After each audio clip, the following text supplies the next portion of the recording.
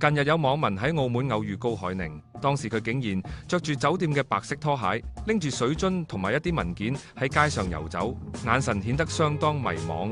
其實高海寧最近正喺澳門拍攝新劇《璀璨之城》，相信佢當日係步行至拍攝地點準備開工，到正式拍攝時佢就會換翻高踭鞋。不過佢睇嚟相當累，再加上佢要服藥醫病，睇嚟真係需要好好休息啦。無線花旦高海寧憑2023年 TVB 台慶劇《新聞女王》贏得萬千星輝頒獎禮2023最佳女配角獎項，演技備受大家讚賞，攀上事業高峰。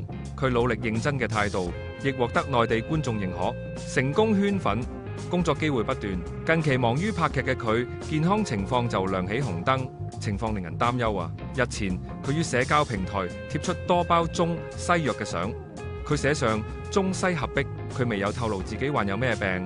不過佢寫上祝我皮膚白滑，繼續活蹦亂跳。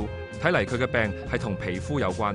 高海寧月前拍攝《夫妻的博弈》嘅時候，一直受濕疹困擾，眼睛反覆紅腫，甚至發炎。當時佢亦都要睇中西醫接受治療。而佢喺今年9月亦透露旅行期間眼角紅腫，似乎濕疹又翻發啊！